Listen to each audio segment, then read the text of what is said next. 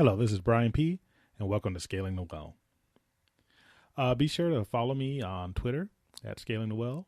On Instagram, like all my cool pics of food and Disneyland, and you can see kind of what we do in our downtime at Scaling the Well podcast and scalingthewell.com. That's where you can get all the episodes and find out different ways to listen.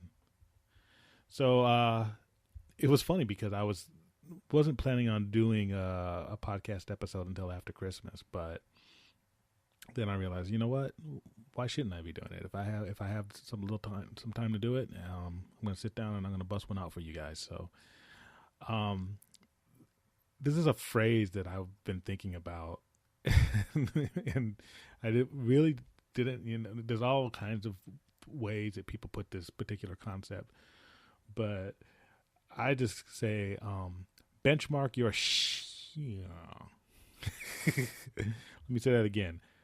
Benchmark your we try to have a slightly family-friendly podcast here. But so, first of all, what is benchmarking? This is a business term. And it's when you compare your company or your organizational process to that of another company or organizational process of another company within your industry, in the industry in which you operate.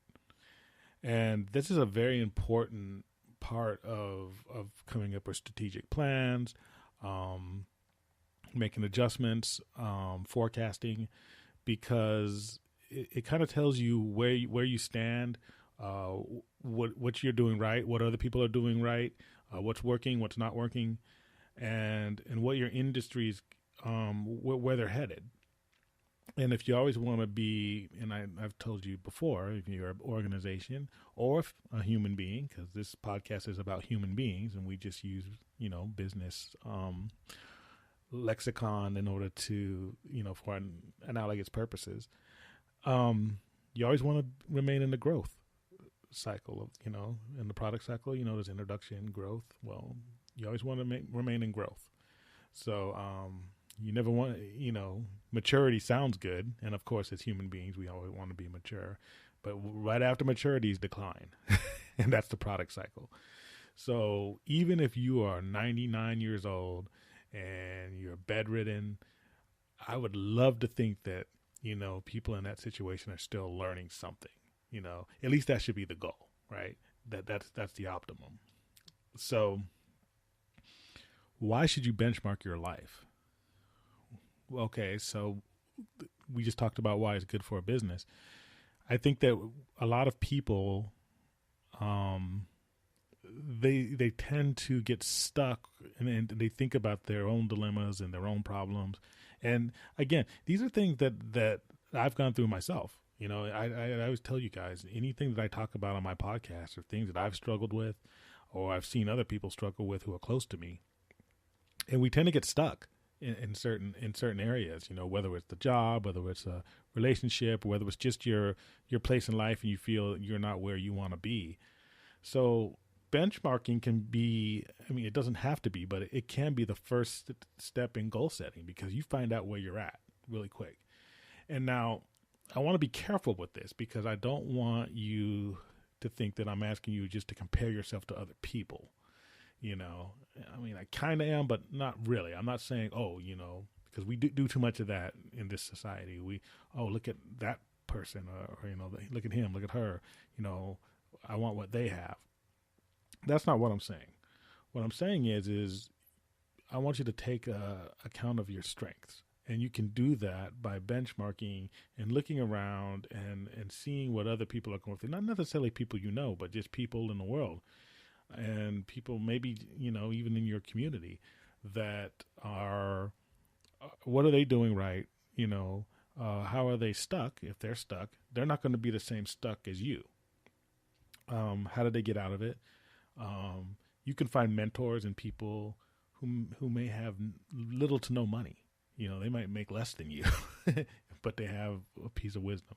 And you can find mentors and people who are very successful on a superficial level. It doesn't matter.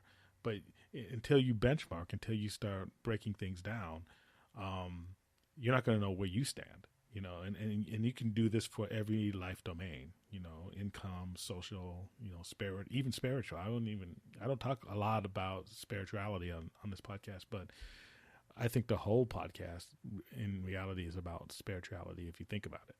So, what would be an example of benchmarking in a business? Well, let's say Netflix, they're the head of their particular industry, the streaming industry. They would benchmark, even if you're number one, right? They would still want to know what Hulu's doing. And it could be, just in general, or an overall sense, but they would also look at what kind of processes they're doing. So just because, Netflix may have the number one subscriber memberships doesn't mean that they're the most efficient in every single area.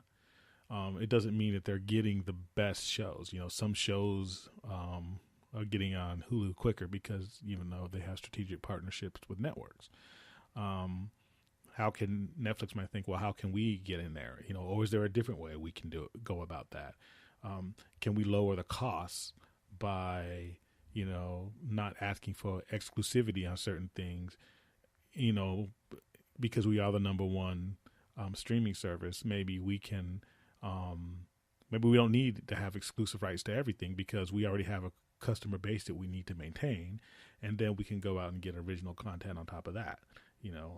There's different things that they can do.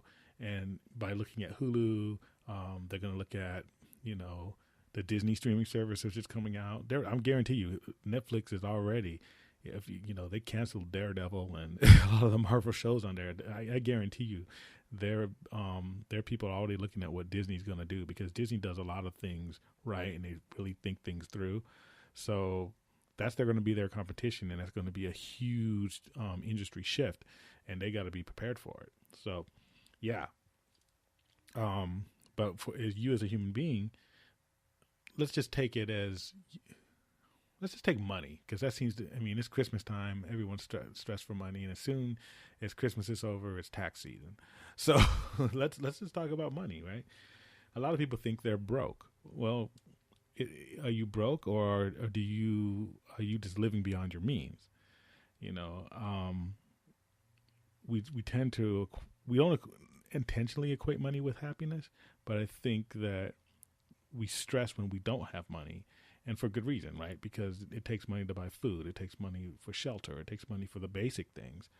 But how many of us are living so far beyond the basic? And when you benchmark it, and I just looked this up. Pew Research Center, if you look at their 2011 statistics, 15% of the world is poor. And now, if you don't benchmark, you might think you're poor, right? Well, what does Pew Research consider poor? That means living on $2 a day. Now, that's real poor. And the reason I want you to benchmark that is because if you are working at Forever 21 right now, or Target, or any of our retail chains, I'm not saying it's easy, and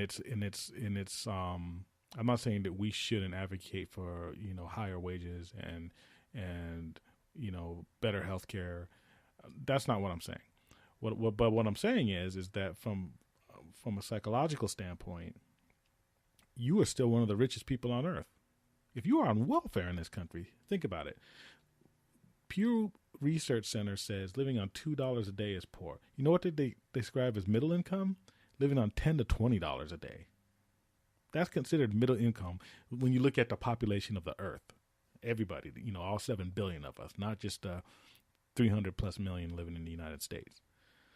So if you are making $12,000 a year, which is basically what people on public assistance are bringing in when you count cash aid plus food stamps, that's about $1,000 a month. You are living on $33 a day. So Pew Research says your middle income, if you're living, on an earthly basis, if you're making $10 to $20 a day. So why is that important for you to know? You're like thinking, well, Brian, that doesn't help me. That doesn't. My rent is, in San Diego is still, $1,500, for a one bedroom. This is great, from a philosophical standpoint. But how does it help me? It helps you because it lets you know that that you are in a situation and in a country, and most of my audience is in the United States, where you're already on a launching pad. And I'm not saying your life is easy right now. I'm not saying you don't have a right to express your suffering if that's what you're going through. And I'm not saying that you're not in pain right now. What I'm saying is that you are in in a place where you have the ability to move. You have the ability to make adjustments. And another part of benchmarking, what I'm getting into, is that sometimes we get stuck because we're looking at things that are too high. When in jiu-jitsu, there's 5 belts. There's white, blue, purple, brown, and black. And they're pretty much, a lot of people, they're not into the belt color system. They don't understand that in martial arts. In jiu-jitsu, the belts really do mean something, because if you're a blue belt, it's pretty much the same time that you put in to get that blue belt, which is around 2 years, 2.5 years, that you would get, that you would put in to get an associate's degree. A purple belt is is about 4 or 5 years. And that's the same amount of time that you would put in to get a bachelor's degree in a traditional college. And then the same amount of time for a brown belt would be a master's degree. And we actually call our black belts professor. So if you get a black belt in jiu-jitsu, you have a PhD in jiu-jitsu. And if you look, and a lot of people even in jiu-jitsu don't know that. I've explained that to people, and they're like, wow, you mean I have a bachelor? Yeah, that's how much time you put in, And but when it comes to benchmarking, like schools, and you're looking at different, associations and stuff, a lot of people will look at the people who have gone to the UFC, or people who have won Mundials, which is the world championships, or, Abu Dhabi, which is the no-gi, there's gi and no-gi.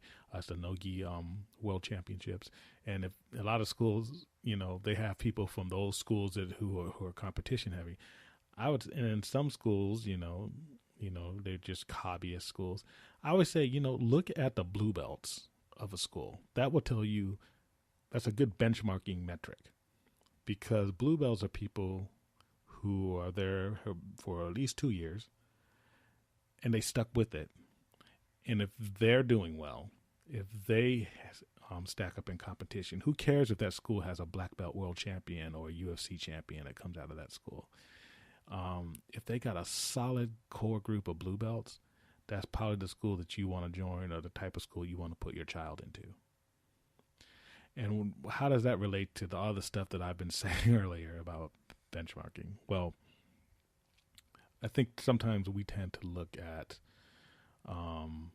the rock stars, the people who are at the top of an industry, If you look at all the motivational quotes that are on Facebook and Instagram, it usually has like these, Steve Jobs, and then something that he may have not even said, but, written in text, by his face, or Zuckerberg, or sometimes it's Einstein, or, yeah, these are cool people, and they've accomplished a lot. But I don't want to put that burden on you, Look at the guy down the street who has one process that would be an improvement over that one process that you're struggling with. That, to me, is true benchmarking. If you are struggling with being able to find a job, and this guy seems, if you've known him, let's say he's somebody in your neighborhood, and he seems to be able to find jobs pretty easily. He's had 4 good jobs, and he's always been promoted and stuff. Find out what he's doing. If he has the same educational background as you, then what's the difference? What's he doing that you're not doing? There's some people I know who make a lot less than me, and yet they are so much better with their money. And there's so much more on top of things, and I can learn from them. And they don't have my education, you know, they don't have at least my level of education, my formal education, and they don't have the revenue that I make. Yet they're able to do things, and I'm just like, wow, how do you do that? You know, and they're just like, well, this is, you know, we do this, and you know, we save here, and this is how we save here. I I can learn from them, because you're never first of all, even if you are the smartest guy in the room, like I said before on other podcasts, go find another room. Because if you're the smartest guy in the room or the smartest woman in the room all the time, that's not helping you. You might look cool, it might help you show off, but it doesn't help you get out of a situation where you feel stuck. So again, going back to about the money, you know, if you have a high school diploma in the United States of America, you're one of the most educated people on earth. If you have a job making, like I said, 12,000 a year, or you're making 12,000 a year with assistance or whatever, you're one of the richest people on earth. That gives you the ability to move. And what I mean by move is like if you're stuck, like in jiu-jitsu again, if you're stuck, you know, under side control or under mount, movement is key. You got to move your hips. You gotta exaggerate. You got to push. You got to make sure that you can, even if it's only an inch, that inch can set up a lot of different things. You know, from being flat on your back to being on your side, gives you a lot more options, even if you're still on the bottom. And socially and economically, just being in the United States, it's like you could still be on the bottom, but your ability to move is so much greater than if you're in other societies, other countries. It's just so much, you know. I know people who worked at, you know, fast food places up until they were 30 years old, and then made a shift in their life, and now they're doing things that are totally different. I know people who get their law degrees, you know, in their 50s.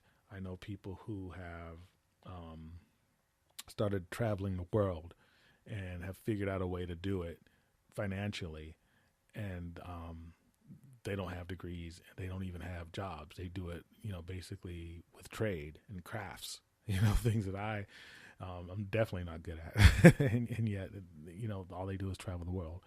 You know, I've talked to people who I've seen at fairs, and they quit their corporate gigs, and they just want to travel the country, and they figured out a way to do it. And this is kind of going back to dealing from a position of lifestyle, but they figured, we want to travel the country. We don't want to be stuck to a desk. And they figured out how to sell things. They buy things cheap, like from China or from certain parts of Europe, and they bring them to these fairs, and the fairs might charge them like $3,000 or whatever to set up shop, and they make enough money to where they move on to the next fair, and have some little money to spend, and that's their life. And God bless them, because that's not something that I would do, but they figured out how to make it work for them. Another part of benchmarking is not copying what somebody else, you know, enjoys. So again, I wouldn't enjoy that kind of lifestyle, but they love it. They love it. If somebody else is doing something that they enjoy, and it's not something that you enjoy, that doesn't mean that the concept or the process is wrong.